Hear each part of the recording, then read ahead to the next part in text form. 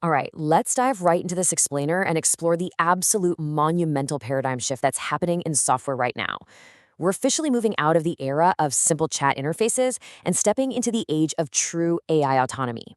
If you've been keeping an eye on the tech landscape lately, you know for a fact this isn't just hype anymore. It is actively, fundamentally redefining how work actually gets done.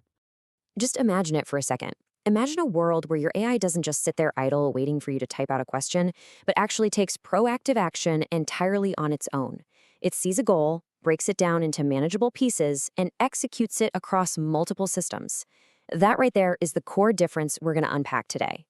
So here's our roadmap for today. We're going to cover the age of autonomous agents, how they actually work under the hood, Devin, the AI engineer, orchestrating multi-agent systems, the massive security challenge this brings, and finally, governing the autonomous future. Let's get to it.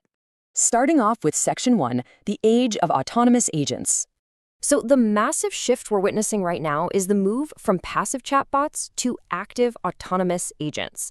Think about standard chatbots for a second. They wait for your instructions, right? They execute one single task at a time, and they pretty much lack any persistent long-term memory. But agents are a whole different ballgame. They are entirely goal-oriented. You give them a target and they execute complex, multi-step workflows to get there, all while maintaining persistent memory and context across different systems. It's exactly why major players like Microsoft are already deploying hundreds of these agents in their supply chains, and big financial institutions are running autonomous commerce tests. It is just an entirely new, awe-inspiring way of computing. Moving to Section 2, how AI agents actually work. To really wrap our heads around how these agents think, we have to look at this totally fascinating academic sandbox. Researchers built this virtual town called Smallville, and they populated it with 25 generative agents. Now, they didn't program strict rules for them. They just gave them initial personas. But on their own, these agents wake up, make breakfast, head to work, and actually form opinions. In one of the coolest examples, researchers just subtly gave a single agent the idea to throw a Valentine's Day party. And from that one little seed, the agents autonomously spread the word, remembered their invitations, asked each other out on dates, and actually coordinated to show up at the exact right time. Incredible, right? To pull off that level of realism, these generative agents keep a continuous memory stream. Think of it as a highly detailed running diary of their experiences in natural language. But it's not just a flat database. A sophisticated memory retrieval model combines relevance, recency, and importance to pull up the exact right memories at the exact right time. They even reflect on these memories later to draw higher-level conclusions about themselves and the other agents. And that is what guides their believable, human-like decisions in real time. Now, under the hood, modern agents pull this off using a continuous orchestration loop, often called the Reason Act Observe cycle.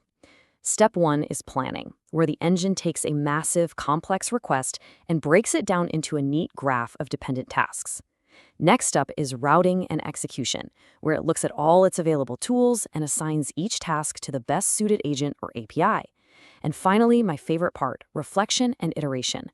Before it even shows you the final result, the system reviews its own work against the original goal. If it missed the mark, it just triggers a refinement loop and tries again until it gets it right. All right, let's take this out of the academic sandbox and into the real world with Section 3, Devin, the AI engineer. 13.86%. Now, out of context, that number might not sound massive, but in autonomous software engineering, it is a huge milestone. That is Devin 2.0's end-to-end resolution score on the SWE bench, which is the industry standard test for evaluating an AI's ability to fix real-world GitHub issues entirely on its own.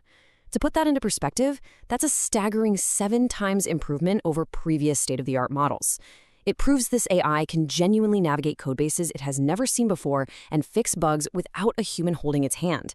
It's so impressive, it actually led to Goldman Sachs piloting Devin alongside their 12,000 human developers. But hey, we've got to look past the vendor marketing hype, right? When you compare those claims against independent testing, a pretty stark contrast emerges. For simple pull request reviews, Devin is incredibly capable, hitting about a 70 to 80% success rate. But as soon as ambiguity gets introduced, that success rate absolutely plummets. Independent tests show feature implementation sitting around just 30 to 40%. And for greenfield architecture, building something entirely from scratch, it drops to a measly 5 to 15%. So yeah, for complex, ambiguous decisions, we still very much need human judgment in the loop. Let's talk dollars and cents, because the landscape completely shifted recently. Cognition Labs dropped Devon's entry price from a hefty $500 a month down to just $20 a month for their core plan. Literally overnight, autonomous coding became accessible to solo developers. But there's a catch, and it's a big one: Agent Compute Units, or ACUs.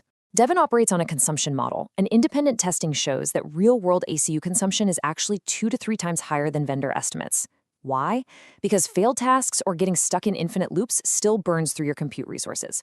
So while the front door is cheap, your compute costs can skyrocket if you aren't scoping your tasks perfectly. Moving right along to Section 4, orchestrating multi-agent systems. Because honestly, why stop at one agent when you can build an entire digital team? Frameworks like LangGraph and Crew AI use distinct architectural patterns to make these agents collaborate. First, there's the hierarchical model. Think of this like a corporate ladder, where a supervisor agent breaks down a request and delegates it to specialized worker agents. Then you have the sequential model. This is basically an assembly line. A researcher agent digs up data, hands it to a writer agent, who then passes it to an editor. And finally, decentralized swarms, where agents just communicate peer-to-peer, riffing off each other to solve problems creatively without any central boss dictating the flow. But here's the kicker. When these multi-agent systems start handling high-value transactions, especially in finance, we run headfirst into a massive trust issue. You absolutely cannot have an AI guessing its way through a financial transaction. To solve this, systems like Chainlink's runtime environment act as a hyper-secure orchestration layer. It guarantees that agents fetch off-chain data securely and rely on decentralized consensus before they actually pull the trigger on an action.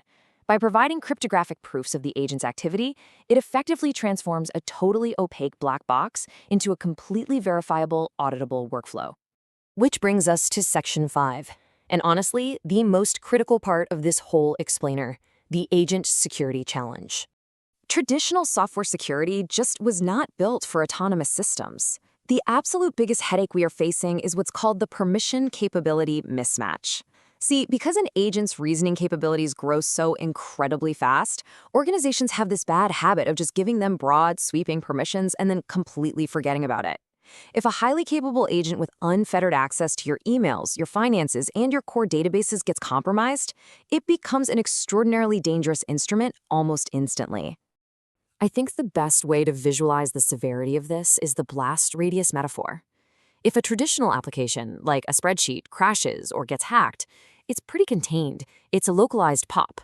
But an autonomous agent, it is actively moving across multiple, deeply connected systems at absolute machine speed.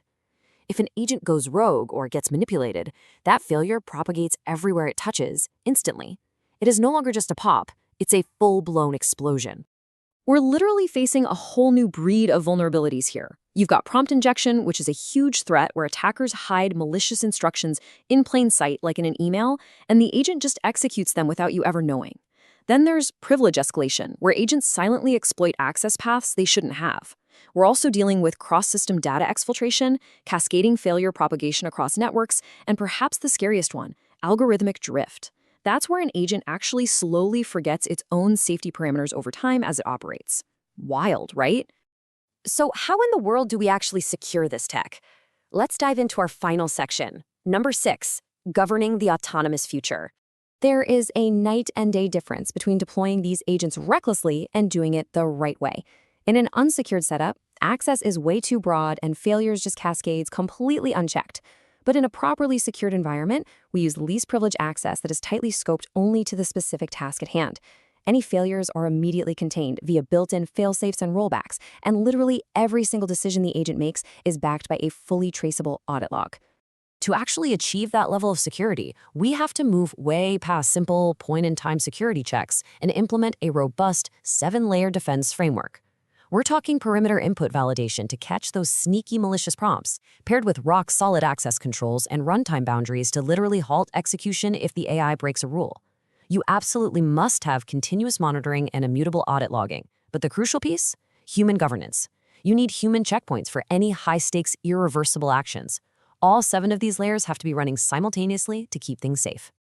And listen, doing all of this isn't just some nice-to-have best practice anymore. It is increasingly becoming the law. Major regulatory frameworks like the EU AI Act and the NIST AI Risk Management Framework are turning AI governance into a strict legal obligation. If you're deploying agents in consequential areas like finance or healthcare, you now have to do conformity assessments, prove your risk controls, and continuously monitor the AI post-market. Complete transparency is literally a regulatory necessity now. Which leaves us with the ultimate question as we navigate this crazy new frontier. Are we truly ready to hand over the keys? We're smack in the middle of the trust paradox. On one hand, these autonomous systems are undeniably powerful. They're capable of completely revolutionizing our productivity and taking over tedious work. But on the other hand, how fully can we really trust a block box with our bank accounts, our company's code bases, and our digital lives? Balancing that rapid innovation with layered, undeniable defense? Well, that's exactly what's going to define the rest of this decade.